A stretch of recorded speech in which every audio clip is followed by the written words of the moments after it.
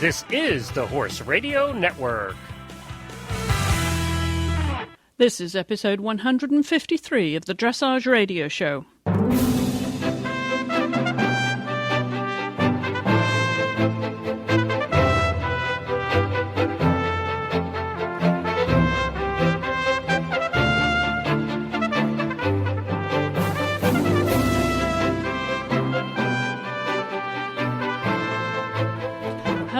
Welcome to the program. Chris Stafford back with you, and this week on the show we're going to be reviewing the FEI Reem Acra World Cup finals, which took place in 's-Hertogenbosch last week in the Netherlands and crowned the Dutch champion yet again. Adeline Cornelissen, as you all know if you follow the sport closely, was crowned the World Cup champion yet again with Erik Parzival. And there was a lot of other goings on at the show there last week, and Kim Krelling, my colleague from Germany, is going to give us a report in just a moment.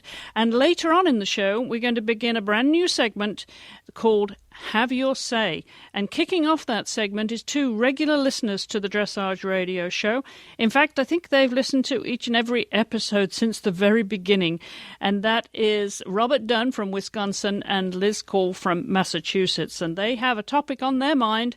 It is something that I think involves the majority of listeners around the world, that most of you are amateurs, and they are going to share their views about what it's like to be an adult amateur. Joining me now from Germany to review the Reem Acra FEI World Cup finals is my friend Kim Krelling. Kim, welcome back to the show.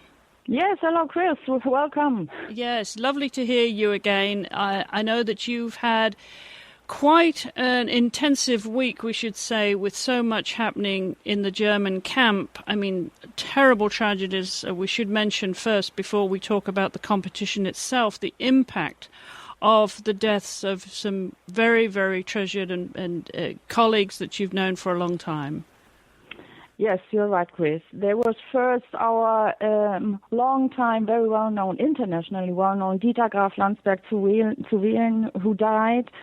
Then we had the former national coach, dressage coach, Siegfried Peilicke, which all of us know very long.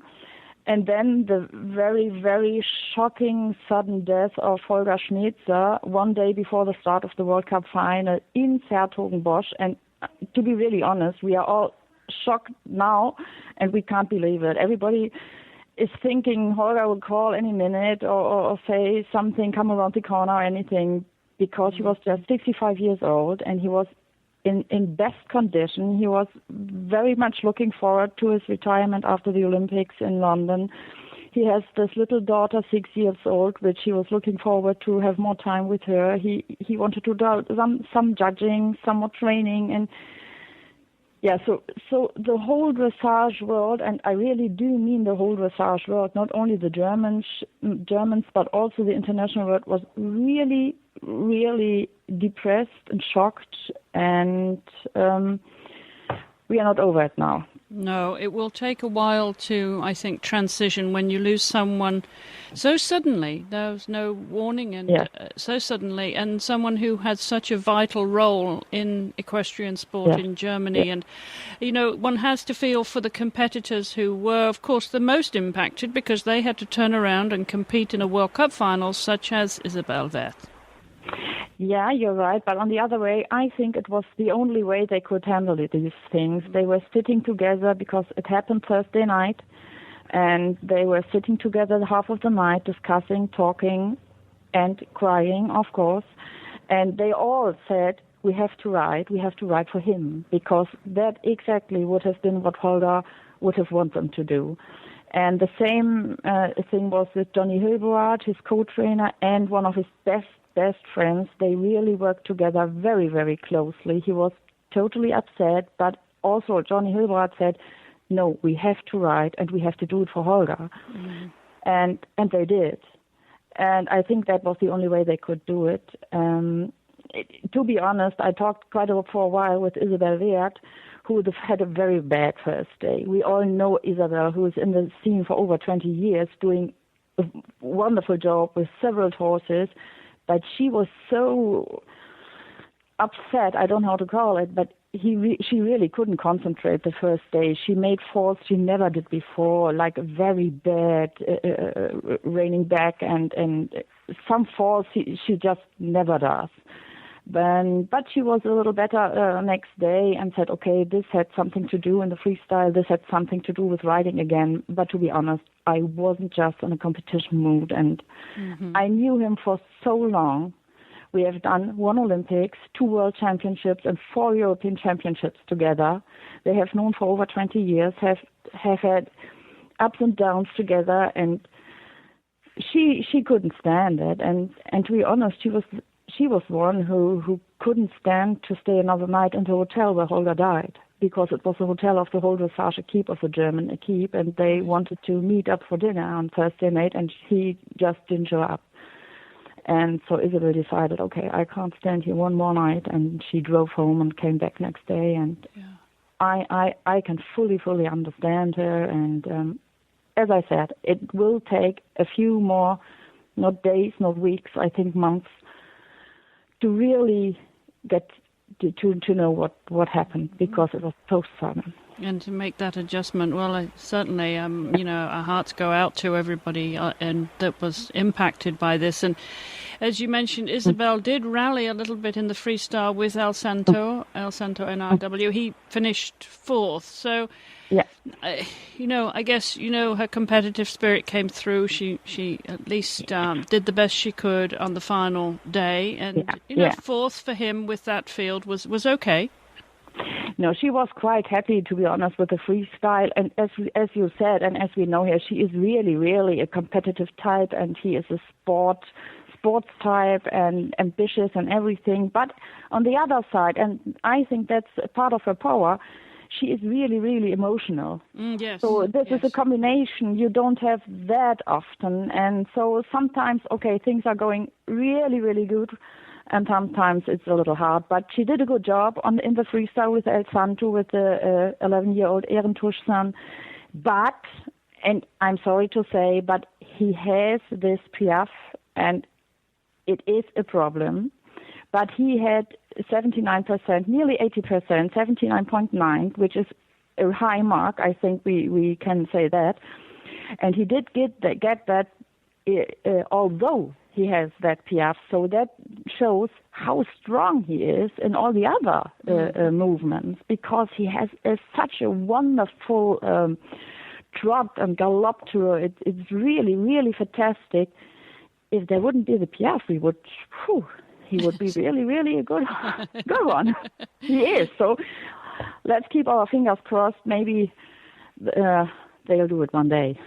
Well, yes, I'm sure back to the training arena now for her to prepare for the Olympic Games, of course. Now, Yes, but she has another horse. She does have for the Olympics. Yes, she does have Don Johnson. Yes. Which is a very interesting horse, and so we see she has 2 in her mind. Yes. A younger horse, I've been watching him come up through, so he's a good prospect for her, isn't he, Don Johnson? Oh, yes, he is. He can do anything. He can really do anything, but he has to get a little more serious sometimes. Maybe we call it that way. He is always good for a joke. All right, well, let's talk about the rest of that competition, how it started off. Kim, obviously, with what had happened in the German camp, there must have been such, obviously a preoccupation there. Helen Langenhannenberg, I'm really, really impressed with her. She's been on the show. She's had a very good winter with Damon Hill, hasn't she? Yeah, she is fantastic. She really, really is fantastic. She is very strong. If you see her as a person, she is really not very high, very thin. She's about 50 kilograms, which is next to nothing for Damon Hill. Yeah. But with such a power, she really made this horse in a new way now. He is lighter in the mouth. He used to be a little unsteady in the mouth and in the neck. But that's a way. He's really close from behind the legs, and it's so fantastic, the elegance and lightness. So really, we were all deeply, deeply impressed, and 85.214%, that's her highest mark now. She had 84. She had twice before, but this was the highest marks. And yeah, last press conference, it was a little funny because the chief judge, Ghislain Fouange from the Netherlands, said in a very easy way, he said, "Oh, Helen could have easily beaten Adelinde today."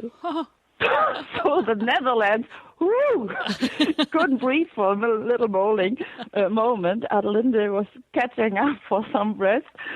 But he really was too very impressed. He said Adelinde's freestyle should be a little more difficult, and then she would have beaten Adelinde. Wow. Well, so to close. Be honest, I mean, yes. I'm not so sure where it should be more difficult. I think myself it is quite difficult. Helen thinks it's quite difficult, but nevertheless, she already works on a new one and says, okay, we'll see how it works.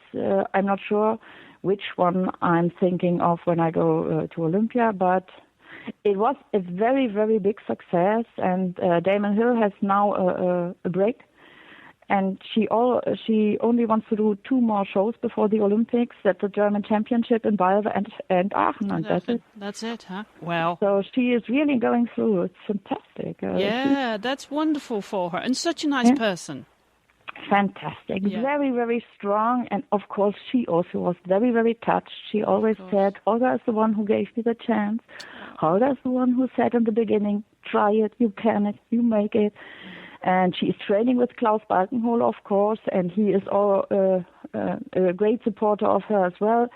But yeah, she really was touched, and I got the feeling it made her even stronger this time, because mentally she is really, really strong, always fully concentrated. If you see in her eyes, in the working warm-up area, it's unbelievable.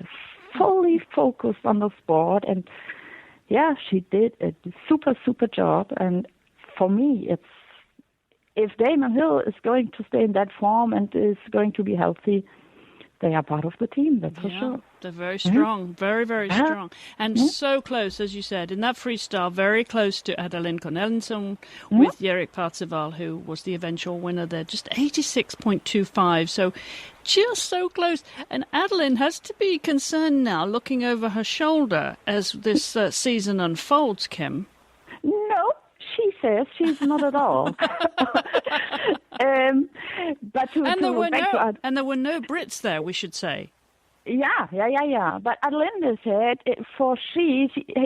she knows Parzival was not on the top form yet, because her goal is, as for the most riders, it's Olympics. Yeah. Oh, I should say there were no Brits. There was not, that Charlotte and Carl were not there, but of course, no. Richard Davidson was there. Yeah. Yeah. And Adelinde said, okay, I'd say Parzival is now at 85 to 90%, but he's not on 100%. And if you remember Parzival in Rotterdam last year, European Championships, there is a step more. We all know he can do even better. That's for sure. But of course, he did a fantastic job. And even Adelinde, she had a very, very difficult start. Remember the first red check, which he didn't pass. Yes. What was that about? What happened? That was really, really funny, because she couldn't tell us what had happened, because he was perfectly okay, and then he was a little tensed in the vet check and a little spooky, and so it wasn't quite easy to see. And Parzival went to the holding box, waiting with 2 other horses. The other 2 passed after a few minutes, but Parzival didn't. Okay, Adelinde said, I'm going and ride him. And he did ride him a few minutes after the red check, and everything felt perfect, she said. So she was, of course, a little unsure for the night. She could have slept better. I'm sure. But in the morning, everything was fine. And she said she got such a good feeling riding him after the red check. She couldn't believe there's something. It must have been really a momentarily situation of tense or spooky. So I have no idea, and you couldn't see anything in the test at all. So a nervous start for her. Yeah, but Parzival wasn't that easy to be very, very critical now. We know him a little more easy and fluent in Rotterdam. Of course, he was fantastic in Piaf Passage, and he didn't do any falls. And no, it was fantastic. But I'm sure for London, he's going to top herself she's going to top herself. Well, sure. Well, that would be interesting then. Well, Valentina Trupper, the Italian rider, she's been here on the show, delightful girl with Remo del Casteno, and what a wonderful winter she's had. Rather like Helen, the two of them have had a fantastic preparation for these finals, haven't they, Kim? Yeah, and Valentina couldn't really believe sitting at the podium at the end of the final. She was totally overwhelmed, and she is such a lovely, colorful pair because she loves to tell I'm Italian and my horse is Italian, and of course the music is Italian. Those Italian songs everybody knows worldwide, like O Sole Mio or Maria, Marina. You know, yes. I'm sure you could better do it as I can, but it's such an Italian, vivid, colorful pair. It really is funny to look at them. And then Valentina in her uniform of the Carabinieri, which she's very proud of, and she did a really, really good test, and with a lot of expression, no faults, with a good Piaf Passage tour. So I'm really, really thinking this pair is going to be very interesting for London as well. So as Johnny Hildebrand said, after seeing all those really good horses and riders, he said, I think it's a good thought for London. Everything is open. So good, yes. Everything so good for the sport, open. Isn't it? Yep. It's fantastic for the sport, but of course you are absolutely right. We haven't seen a few riders yet. We haven't had Ravel in Sertogenbosch. We haven't had Vallegro. We haven't had Karl Hester with Utopia. So we'll see to be honest, in Germany we'll have a good weekend next year, this coming up weekend, because we'll see the British team in Hagen. In Hagen. Yes, I'm sorry, but I hear that Karl Hester is not going to be there. No, in the last minute today. Last minute, that's it, yeah. So we were all looking really, really forward to it, but because our best riders are coming. Okay, Helen has got a break with Damon Hill, but all the others are coming. Totilas is coming for the first time since Rotterdam. So we are all looking very much forward to it, and yeah, I think it's going to be very, very interesting. And after this World Cup final, which has been a real high-level freestyle, they all have been better than in the Grand Prix. But, okay, first day is always a little lower, let's say, and the whole atmosphere was a little low at the first day. So it's going to be very interesting in London. Just your thoughts, Kim, before I let you go, about Hans-Peter Minderhood with Glocks Tango, who finished sixth, then Nadine Kappelman with Girasol, and Toy Story with Patrick Kittel. Patrick has had he won World Cup qualifiers. He had a really, really good winter, just finishing eighth there. And, of course, Tina Willemsen-Silverson, who had a wonderful winter in Florida with Don Oriello and Favorit as well. Just your thoughts on that group of riders. So if I shoot to the middle group you're talking about, now the middle of the World Cup final, and we shouldn't forget about Lone Jørgensen and his new De Niro San De Vito. Very, very, very good horses. I'd say that's for sure.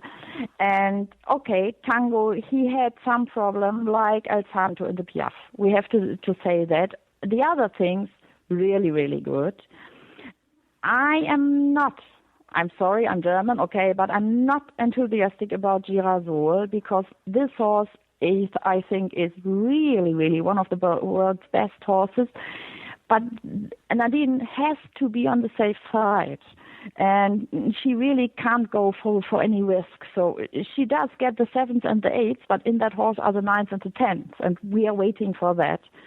So we are all know Patrick Kittel and Toy Story doing a really, really good job, but with a bit of tension, you know, a little bit here, a little bit there. He didn't have any faults, but it wasn't that you wouldn't say, wow. It was the last thing that was missing.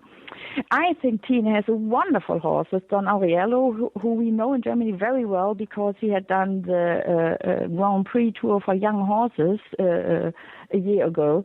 A fantastic horse, and I'm very, very sure if Tina and Don Ariello give them 3 more months, they will be 5% more than now. They have ended up with 74.393.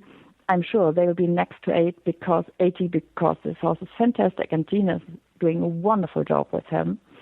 And Lone Jørgensen, who bought this horse when it was a foal for her daughter, and now in nearly 1.5 years up in the top league again. It's a fantastic horse, having everything. And Lone was having some excitement in the freestyle, starting to greet the judges, and then let off her reins. She didn't have the reins anymore. So the whole crowd, and Lone collecting her reins, and then starting and doing a wonderful job. Yeah, that's not a good time to lose your reins, is it? No, she was really laughing afterwards because she said, last time it happened to me, it's about 20 years ago, and it wasn't at a World Cup final. But I say, okay. Yeah.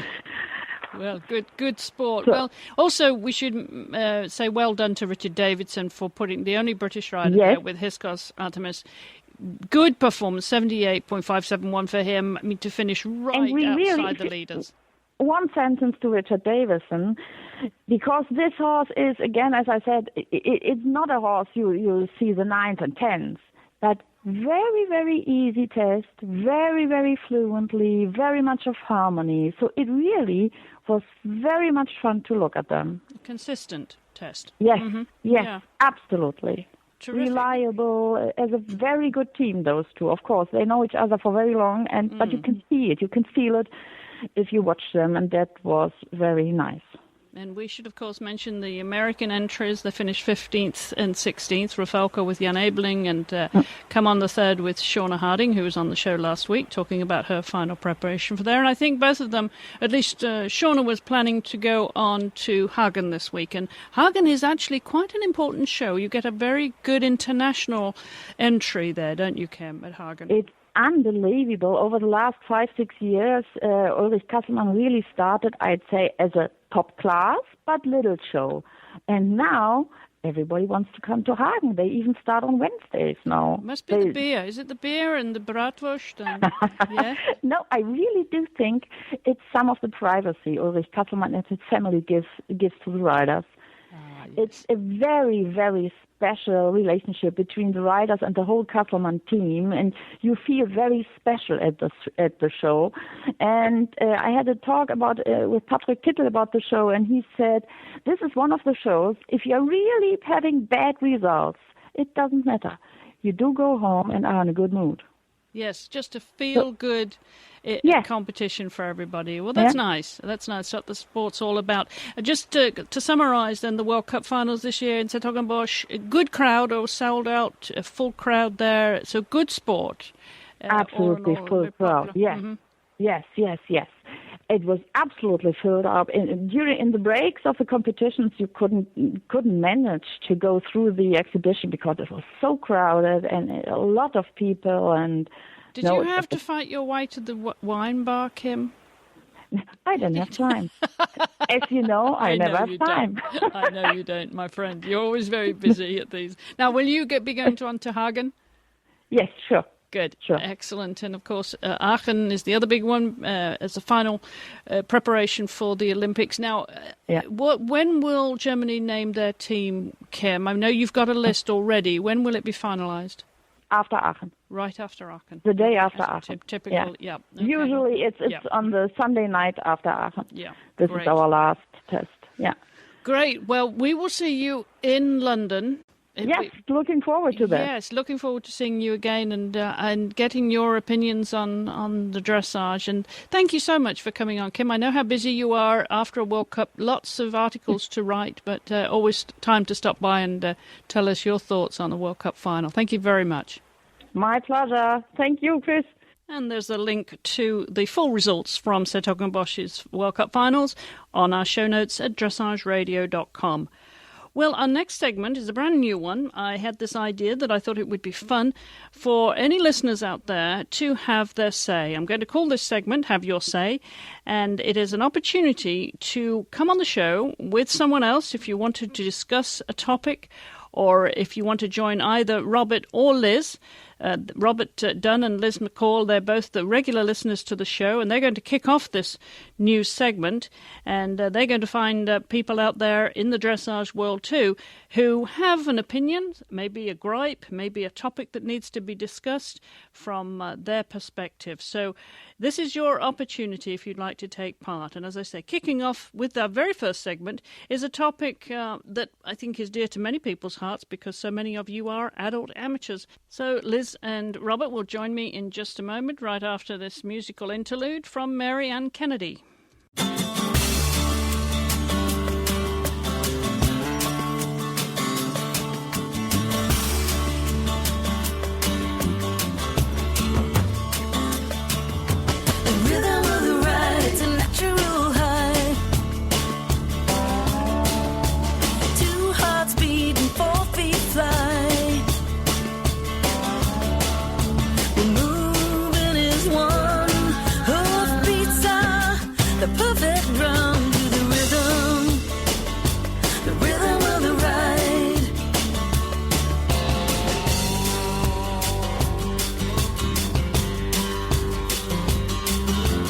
Everything in life has its own rhythm, like poetry and rhyme, the change of the seasons. It's magical, the timing in creation, the way horses move, it's a perfect groove. The rhythm of the ride, it's a natural high.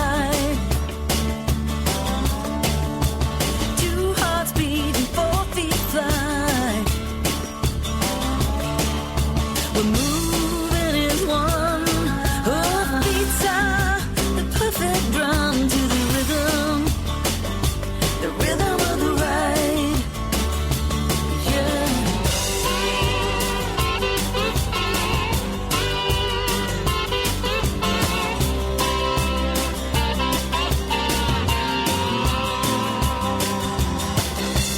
We're a team, my horse and I. As I fall and as I rise to the rhythm of the ride, it's a natural high. Two hearts beating, 4 feet fly. We're moving as one. Hoofbeats are the perfect drum to the rhythm of the ride. The rhythm of the ride.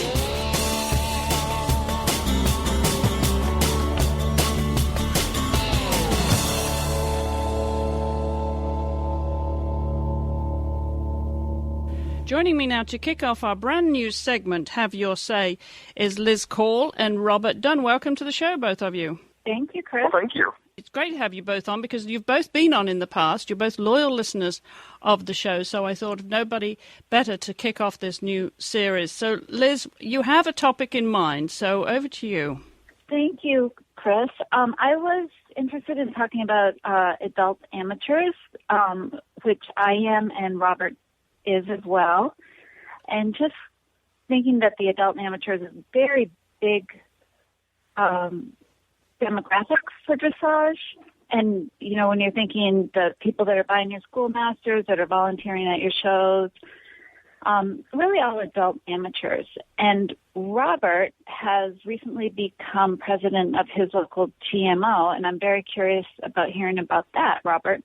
Thank you, Liz. I'm president of Central States Dressage and Eventing Association. How you got interested or, you know, so involved in GMO? I actually sort of fell into dressage, being one of those people who, being a little kid, I loved horses, but I grew up in South Dakota, where dressage wasn't really very big, and I'd never heard of it. But in college, I had a friend who worked at some horse shows, and he invited me to some dressage shows to volunteer, and I was like, sure, I have no idea what that is, but I'll go because it's horses. And I was there for a weekend scribing and fell in love with the sport. And ever since then, I've tried volunteering at shows whenever I could. And I moved to Minnesota and decided if I was going to start riding, I better do it because I wasn't getting younger. And I started taking lessons and volunteering at more shows and meeting more people. And eventually, 2 years ago, I ended up on the board of directors for Central States Dressage and Eventing. And the president was stepping down because it was the end of her term. And they voted, and I became president. So I've become very involved in the local organization in the last few years. Oh, that's fantastic. Now, how often do you get to ride? I try to ride when work allows 3 to 4 times a week. I ride at a barn that's about 30 minutes from where I live, so some days if I have to work too long, it gets to be a bit challenging, but I do get down there as often as I can. And do you own your horse or lease a horse? I'm in a situation, actually, that would make many people jealous. I work in theater, and being in the arts, it's very rewarding personally, emotionally, but financially, there's not a big reward. So I can't afford a horse, but since I've become so connected with the community, I've helped people when they're going through the L program and made some very good friends that way, and expressed that I would love to go through the judges training program, but you have to have scores. So a friend of mine who has a retired Grand Prix mare knows that I would like to do the L program, and she is bringing up a young horse. So she's concentrating on the young horse, and I'm riding her retired Grand Prix mare to keep her in shape and hopefully to show her this summer and get some scores to qualify me for the L program. Oh, that's exciting. It's very exciting. I'm learning very much from this mare and cannot express how much I appreciate the fact that my friend is letting me do this on her amazing horse. I am an adult amateur. I have been involved with horses most of my life, but I think like Robert, I don't come from a background that would, I can't finance myself by riding. So I work full-time as a physician, and I show as an adult amateur. I have 2 horses, and I have shown through Pre-St. George. I think as an adult amateur, when I compete, I really kind of compete more, to show the judges my training, how my horse is doing, rather, against open riders. But then at the year end, it's kind of fun to see how I stack up against the other adult amateurs. I also, Robert's done a lot of volunteering. I have tried to do that as well. And, kind of at this point, since I'm so busy, I try to volunteer at 1 show a year. So that's kind of where I'm with that. So I'll ask here, so how do you balance the whole, because I also am an adult amateur. I don't have the 2 horses. I wish I did. But how do you balance, and this is a question I'm stealing from you, but how do you balance riding with work? Because as a physician, I'm sure you're very busy with work. How do you make the time work out for that? How often do you get out to the barn and get to ride? Yeah, well, that's definitely been a challenge, and I think I've made a lot of decisions where I have moved recently to Dutchess County, New York, so that I am very close to a very good barn where Courtney King Dye keeps her horses seasonally, and Lyndon Gray comes once a week. I work as an OBGYN, so I have at least 1 24-hour shift in the hospital a week, and I work 1 out of every 5 weekends. But I also have a 4-day week, and when I am done with work, I just kind of go to the barn. And I laugh about it because, people say, well, you're from Vermont, you must ski, you must do this, you must do that. And I used to do a lot more things. Now I pretty much work and ride, but that's kind of what I want to do, So you definitely make sacrifices to do this. But, and it can be kind of tiresome, in the winter when the days are short, and you make it out of work a little bit late, and it's 6 o'clock, and I'm going to the barn, and I'll be the only one there.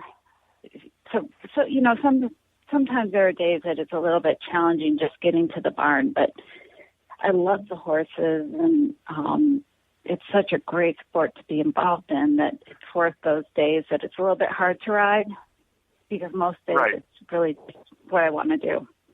Because I'll be honest, that's the biggest challenge I find. I mean, I'm jealous of the professionals who are out there on 5 and 6 horses or 8 horses or 10 horses a day, because I know there are a lot of days working in theater that I put in a long day and we have dress rehearsals and I'm exhausted, but I know that I have to somehow work up the energy to get out to the barn and ride, or this mare who is now 24 years old is not going to stay in shape. And if she misses a few days, she's not happy when I get out there and work her again. So I think the schedule becomes my biggest challenge being an adult amateur when I'm busy at work.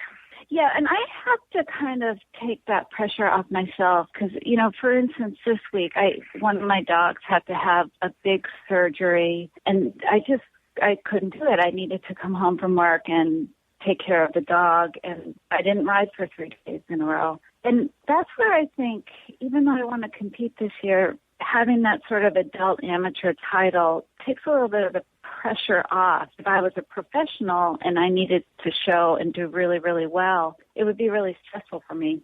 Although obviously I wouldn't have to work full time either. But, you know, I try to, in my mind, kind of keep it fun. If there's a day that I should be riding, but life comes into play that it just doesn't work out, I really kind of work to try not to feel badly that the horses had the day off. No, that's a great perspective, because there are a lot of days I beat myself up because I haven't been able to make it to the barn, and I probably look at it more often like that I'm not a professional. They're not expecting me to be a professional if I show up at horse shows this summer. That's a very good perspective. Yeah, and you want to think, I'm doing, you know, these are my circumstances, and you know, this is my love for my horse and my love for my sport, and to kind of bring that to the table when I go to a show, and not to think that I need to compete against every professional in my division, but just to have that joy of showing the judges what I have been able to do. Well, I think that is a very good perspective. I want to thank you both very much for having your say this week about adult amateurs. And if anyone is listening that would like to be part of this, they can contact me here at the Horse Radio Network, chris@horseradionetwork.com, and you can have that conversation on a topic with either Liz or Robert. Thank you both for joining me this week. Well, thank you, Chris.